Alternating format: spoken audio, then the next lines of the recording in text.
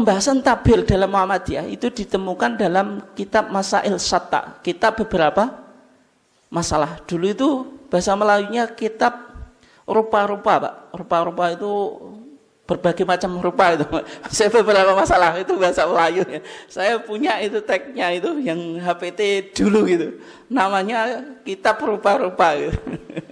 Kemudian sekarang dijadikan nama kitab beberapa masalah. Di sana ada putusan Kongres ke-28. Ini tahun berapa, Pak? Ini kan susah kalau nggak tahu sejarah Muhammadiyah. 28 itu Kongres di Jogja tahun 1930. 19 apa? 30. Di sana Majelis Tarjih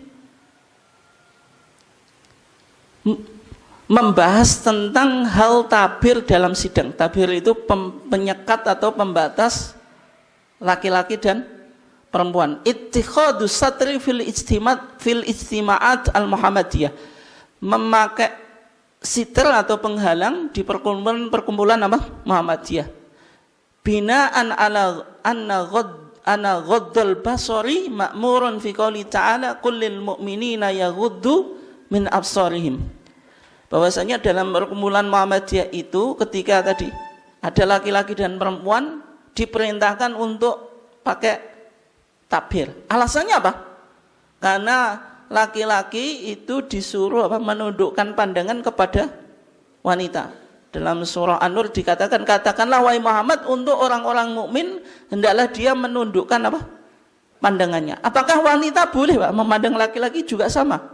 Karena tidak boleh juga. Wa kullil mu'minati yaghdudna min absarihim.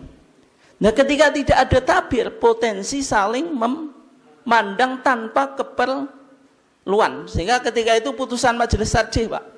Faqad qarara al-majlisu, telah memutuskan majelis ala tikhadi as-sitri atau as-satri, yaitu mengharuskan pakai tabir atau yang sepadan fi ijtima'i al-jam'iyah al-Muhammadiyah, di perkumpulan persyarikatan Muhammadiyah allati yahduruha ar-rijal wan nisa, yang dihadiri oleh laki-laki dan perempuan. Sadda al-huduthi an-nadhar al-muharram, sebagai upaya tindakan preventif supaya tidak saling memandang. Sehingga Pak, Muhammadiyah Bengkulu di bulan Januari tahun 1939 itu melakukan perkumpulan antara yang dihadiri laki-laki dan perempuan. Di antara yang diundang ketika itu Bung Karno. Ketika Bung Karno masuk di forum itu, tahu ada tabir, maka langsung hengkang atau keluar. Menganggap tadi Muhammadiyah katanya organisasi modernis, tapi masih berpikiran yang sangat konvensional atau tradisional, yaitu memperbudak kaum perempuan. Maka esok harinya Ki Haji Suja itu mendatangi Bung Karno. Dijelaskan dalam pelaksanaan keputusan tarjih di Muhammadiyah itu tidak sekaku sebagaimana yang dipahami oleh Bung Karno, dan termasuk menjelaskan dalam beberapa di wilayah Muhammadiyah tidak semua perkumpulan laki-laki dan perempuan itu selalu ada tabirnya. Di kota gede pelaksanaan sholat id itu tidak ada sekatnya, Pak. Maksudnya kan sholat id itu kan perkumpulan kan laki-laki dan perempuan, tidak pakai sekat. Menunjukkan pakai sekat atau tidak itu didasarkan pada budaya dan situasi dan kondisi. Kebetulan budaya Sumatera daripada budaya Jawa, Pak, itu lebih lentur budaya Jawa. Makanya budaya Jawa itu pakaian saja itu, Pak, ada yang kemben macam-macam. Coba Sumatera ada nggak sih macam itu? Nggak ada toh. Karena Sumatera itu lebih Islami dulu daripada, maksudnya lebih bukan lebih Islam, lebih itulah budaya Melayu itu kan lebih agak sopan gitu daripada Jawa. Sehingga dalam pertemuan laki-laki dan perempuan tadi ada tabirnya, itu dijelaskan semacam itu. Kemudian juga di Kongres Indonesia Raya yang dipimpin oleh Bung Tomo atau Dr. Sutomo itu 1932, itu tempat duduk laki-laki dan perempuan itu tidak ada tabir, tapi dipisah. Yaitu ini tempat duduk laki-laki, ini tempat duduk perempuan, dan itu tidak dikritisi oleh Bung Karno kan. Dan itu justru menjadi budaya Timur. Yang namanya Timur, laki-laki perempuan tidak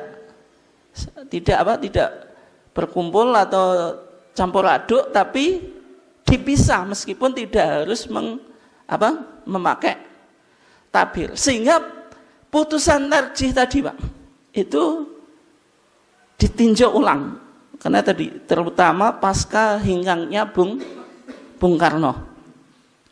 Ini bisa jenengan lihat di HPT jilid 1 ya. Intinya majelis tarjih tetap pada pendapatnya kalau pertemuan laki-laki dan perempuan yang harus pakai tabir, karena itu tadi ayatnya jelas. Qul lil mu'minina tadi apa? Yaghudduna qul lil mu'minina yaghuddu min absarihim wa qul lil mu'minati yaghuddna min absarihinna. Itu. Ini kan ayat Quran, artinya sharih jelas. Sehingga yang perlu untuk dikaji ulang itu bagaimana cara mengimplementasikan masalah siter atau hijab ini. Sehingga kesimpulannya apa? Hijab itu boleh berupa fisik, boleh juga tidak berupa fisik. Artinya makna takbir itu tidak harus berupa sekat, tapi boleh tidak berupa sekat. Yang penting laki-laki dan perempuan dipisah. Dan itu disesuaikan dengan situasi dan kondisi. Yang semacam ini dalam konteks sekarang lebih relevan Pak. Tapi kalau kita memakai harus tabir fisik, itu berat Pak. Yang kedua mungkin masyarakat tidak selalu siap. Yang kedua misalnya jenengan sekolah Muhammadiyah itu ada nggak sekolah Muhammadiyah khusus laki-laki khusus perempuan? Kan nggak ada. Meskipun kalau di Timur Tengah itu ya madrasah lil banat lil banin Pak, untuk laki-laki untuk perempuan. Al-Azhar itu juga sama, lil banin dan lil banat. Berarti mahasiswa laki-laki dan perempuan itu pisah, tidak satu kampus gitu. Nah, kalau sekolah Muhammadiyah muridnya nggak ada berapa Pak? 20 ya. Harus ruangnya pisah, itu nggak tahu kita menggambarkan, harus bangun lokal sendiri, kemudian staf pengajarnya atau gurunya juga bertambah. Sehingga tadi tabir itu tidak harus berupa fisik, yang penting kan tadi tidak bercampur antara laki-laki dan perempuan. Sehingga kalau bangku laki-laki dan perempuan itu pisah, dan atau khusus laki-laki dan khusus perempuan, dan tidak berpotensi untuk terjadinya fitnah, maka itu diperbolehkan. Ini kan artinya corak tajdid Pak. Muhammadiyah tidak sekaku, maksudnya ketika laki-laki dan perempuan harus dipisahkan. Kayak kita ngaji harus ada takbirnya, itu agak susah Pak gitu. Dalam apa? Pelaksanaannya. Sehingga tadi dipahami takbir itu tidak harus berupa fisik. Meskipun dalam situasi tertentu ketika mengharuskan secara takbir secara fisik juga diperbolehkan gitu. Artinya lebih fleksibel dalam memahami masalah apa? Takbir. Lah, Bung Karno itu tadi memang memiliki pemahaman semacam itu. Kalau perkumpulan laki-laki dan perempuan itu pakai takbir itu simbol perbudakan. Sehingga tadi seorang pimpinan pondok pesantren bermadzhab apa? Soekarno. Tapi kan Bung Karno itu konteksnya muamalat Pak. Tapi Bung Karno tidak pernah mengkritisi sholat, karena ini ibadah madhah itu yang lupa gitu.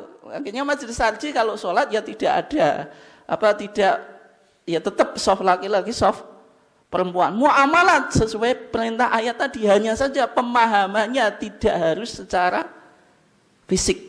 Itu artinya contoh tajdid dalam Muhammadiyah.